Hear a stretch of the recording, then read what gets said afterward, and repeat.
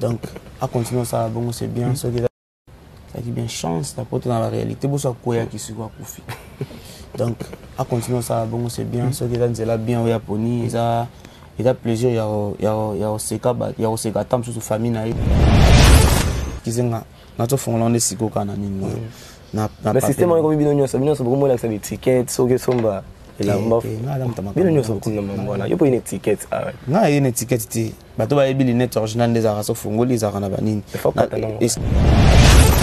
Suivez Congo Promo TV avec le PDG Raph Ngindu. Nanenga mabete Congo Promo Raph Ngindu. Boga, en tout cas, félicitations, merci si tu es où. Avec Raph Ngindu, Congo Promo ne tombera jamais. Nicolo Congo Promo nde. Ouais, balobi Raph Ngindu. Congo Promo toujours, grande puissance. Come on. Congo Promo qui t'orcos net in a film. Congo Promo, babunda nanango. Raph Ngindu. Congo Promo. Plus, boss là. Congo Promo deux fois avec les boss Raph Ngindu. Une autre ville les jeunes leaders. Congo Promo pour la promotion de toute la culture congolaise. Congo Promo deux fois Congo Promo pour les vérité. Avec Congo Promo, it's not the same. C'est pas pareil. Raph Ngindu. Check. Salut à tous et à toutes, bienvenue dans cette émission Vitrine des Étoiles, une émission intelligente présentée par votre présentateur intelligent Bediani, le haut tête de la presse congolaise.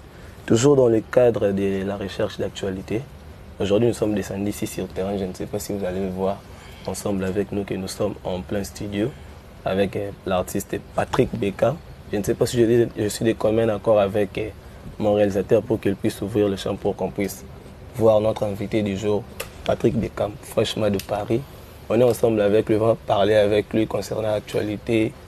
Et puis, son album, bientôt là va sortir. Et puis, il a quelques singles sur le marché, on va parler ensemble avec lui. Patrick Beka, bonjour. Bonjour. Depuis où tu parais, toujours noté. En tête de la presse. Toute chose encore, alléluia. Déjà santé. Non, ça va, merci beaucoup. Après, c'est bonne année, n'a pas tout Hollande bisu. N'a vu qu'il y a moins bavé, n'a pas si bonne année, Bassimi Bali. Là, il a dit donc voilà. Bon voyage. Ouais, voyage ça va. Voyage ça va. En tout cas, à Kendaki, na salle fait na sala. Na au label Mimelenga Ipoto, na salle yango, na Kendaki fona na sa quelques clips. À sa studio, na sali yango mona ki type rapide pour na ça la suite donc na kepe na invité na concert ya Villa Nova kesa na biso obete la ontolo kesa na biso mais ça ya bino nyonso bo kantika yo mo kesa na biso ya bino nyonso ouais bunga lo bia bat nyonso te na bia orchestre na biso na bite ko kesa na ngai na ba bien na lingala orchestre na biso akina yo wana pona ko défendre toujours drapeau ya Congo na kendaki na défendre après na zone na ngapé donc pour ça la suite il y a ba boulot etikali donc voilà. Mais déjà vous avez invité na concert ya Maestro Fabregas na Lyon. Ouais. Na nyonso ma meleka ki mais suka nango bobetaki. Ouais. Et ça la bino ndé na ko beta. En tout cas, ça a un plaisir, moni il y a des fans au bosola kana ba réseaux sociaux. Banda carrière botuka la mona naté donc ça va qui bien to kutani wana to sololi et ça qui vraiment bien bozu ba photo bozu ba vidéo en tout cas ils allaient qui tellement bien concert ngo bi place concert betama qui date bima et place date ça qui déjà ma place bima qui et mega adresse bima qui juste le même jour après 2h 3h à concert ne bima qui tout ça balance en tout cas ndamba songa que les cas bien mais déstabiliser qui va te bêler. Ouais, et dit ça bizarre qu'il y a des fans bino par rapport à endroit wana pour battre musuba yakité et puis c'est pas niveau non batbayaki kolanda makambu battu musuba lo bati avec nga qui sur place en tout cas soko ba no landa kala makambu battu ba lo ba zakité et ça a vraiment le kuta mingi moni ville no un grand mouvement moni RDA bat déplacer bolongwe déjà Congo to yeti France battu tout d'abord ba kende ba il faut ba beta. En fait, ma fanatique n'a pas en plus, ma somba qui d'abord, tout ça n'a pas somba ba billet déjà. Na salle où on a fait un bêta, double mix. En fait, ma somba d'abord billet, juste les aïe karato, topé sa dresse, topesa adresse topesa adresse bato baye sur place basombi billet. En tout cas, ça vraiment bien. Bien. Tu as dit concert 22h si je ne me trompe pas. Tu as commis à 2h du matin, tu as dit du matin qui concert. En tout cas, il y a plaisir concert avec Tamakala Mikili. En tout cas, il y a plaisir. Moi, je m'appelle Nanda Rosel un jour. Dans un concert, moi, na poto, na été na oyemba. Malgré na oyemba, tu as invité, tu as liberté. Mais ça, il y a vraiment plaisir. Sinon, par rapport à ça. Des beaux délocalisés qui sont ça qui dit à quoi pour tout les discussions entre bien nos producteurs. Oui, exact. Mon R to commis Mikili ni double mix ni là concert. Et ça qui est producteur sale au Azwaki na artiste qui zaki penza artiste s'appelle na moté des salaires qui fallait changer salle, to changer pena date pour nous avoir temps à répéter. Au début Mikili dans la réalité pe. Donc, il faut attendre répéter, vous attendre il y a calé quand le concert ça bien. Il y a juste ça, donc voilà. En plus, la question est ming pour tout le monde. Maestro, pour Ngai. Mais pour ça, il y a un maestro tellement que tu as photo posée. Oui. Pour la minute, il y a un lobby qui est un représentant. Comme Mabé. À l'aide du maître, là il y a un bango. Ce qu'on a lobby bongo et comme Mabé. Merci le royaume bien. Et moi représentant son moto mon force seigneur son maestro so pesa yo. Non, maestro va no pesa biso force le loté depuis au monde que touta na zéro maestro a commis ça sur la place a commis biso biso nyonso sauf personne. Donc maestro e wana da pena mutema o ya garanango ya on a senga na nzamba pa molai ko tazali ale maté aza toujours bongo quelle que soit ba difficulté quel que soit biso neto za la toujours un grand verrier envers ba villageois mais ale maté pour Moulongo est ainsi, ma famille, ça va frère basé belé, faut bailler Mbappé, donc na moni c'est pas préparer l'album à groupe, donc faut ceux qui te banno la kaka, ba mabé tout ça là, tout la gende tout ça attend sur maintenant, comme déconne après, donc il vous a vraiment bien été, donc voilà. Mais sinon biso to quand ces jours là ils ont moulaye mais écouter ces jours, et ça il faut ani. En fait ngai na qui sauf qu'à pour la loi ba ça va passeport ba ça va visa, avec ngai il y a multiples entrées. Mais programme nanga zaki plus na sala boulot ba date nanga na kalaki pona ba studio nanga pona ba clip R ekoki nango faina zonga nanga kaka faina zonga ba les chansons nanga bana mankenga pe na sa makamo vite fait pona concert mondial dans la Luanda. Malheureusement bakangi ba confiné mais si Dieu le veut na bi ka refongama to we bakande to ça là donc voilà. Donc la zone moi rapide. Et ça stratégie mo bo to façon mo bo ça là to prouver ba mo bo ki na kenda ina zone na non non ça la musique pour en profiter. Pour preuve au monde que dans ça ngai malembe calmement dans ça la carrière. Naza musala musutenga sala musala nanga yango ele ça parler yango tchaka carburant yango sala mamutu. Comme masiko vie na yo même on a risque na concurrence et vous allez bien te pour la futur na yo ngai plus na ok na ngonde na ok na ngo calmement donc la fanatique merci beaucoup na chance au bopé sanga depuis bozo continuer toujours copé sangai pour informer pour la fanatique les 21 janvier oyo na mi sa clip ya solution na sala ya kuna ya Guy Basket des continents na mi sa le 21 janvier le 29 janvier torbeta na hôtel même ligne donc na boza après Calaming était assez préhabillé et il m'a déjà na air to concert là donc voilà.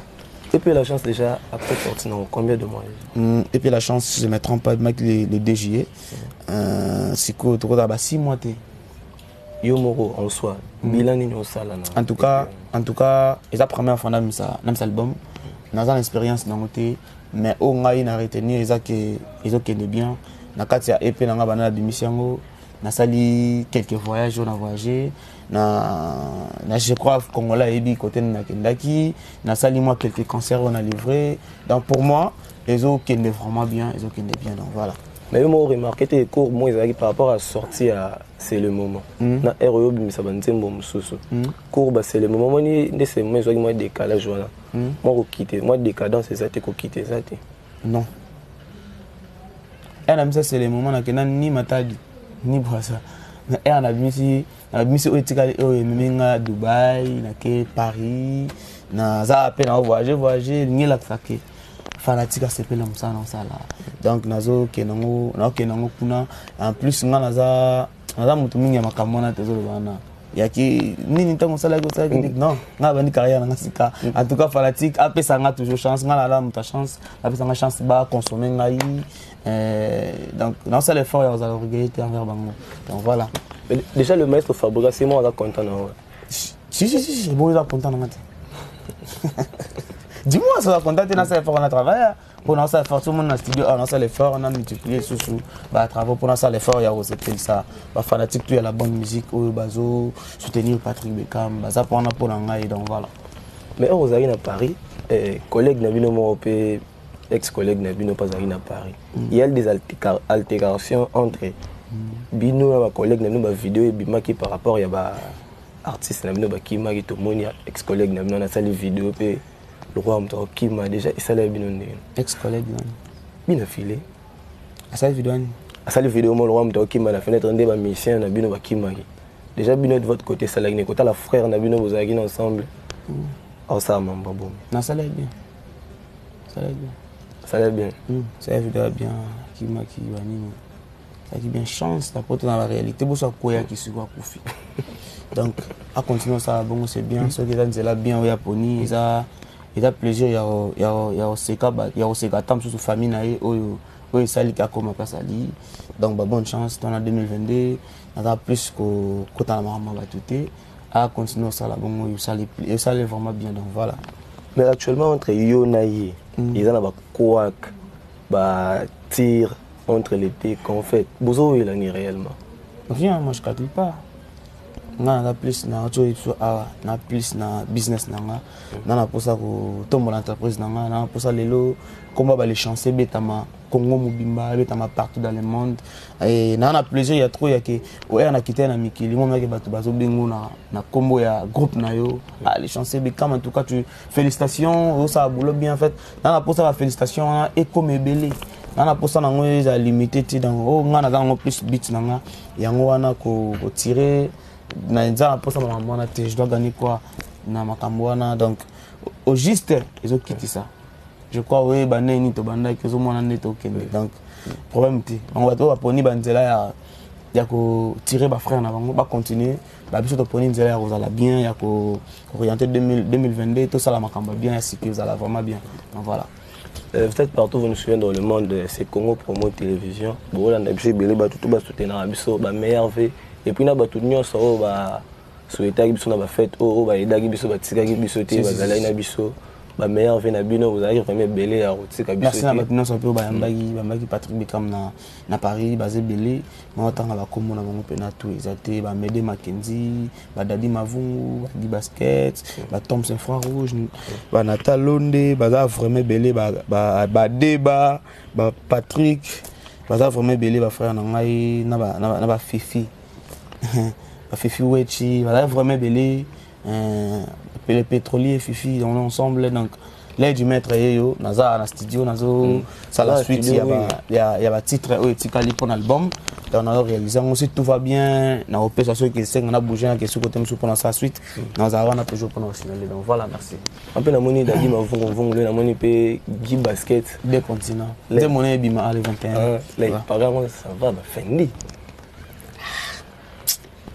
ils ont vraiment net na la tango bana kala ba Fendi o la tango songo bana kala et vous mettez une étiquette les étiquettes bana to fongolon excusez-moi na to fongolon de siko kana nini na le système on bino nyoso beaucoup la c'est étiquette so que somba et la mbof bino nyoso beaucoup na mbona yo po une étiquette na une étiquette ti bato ba ebili net original des araso fongoli za kana banini excusez-moi na katango parce qu'avant on fait katango après émission kana katango congolais ba biki ngala mtamba kama bongo te moi je suis pas sa père et ils ont sur 929 € dans le monde.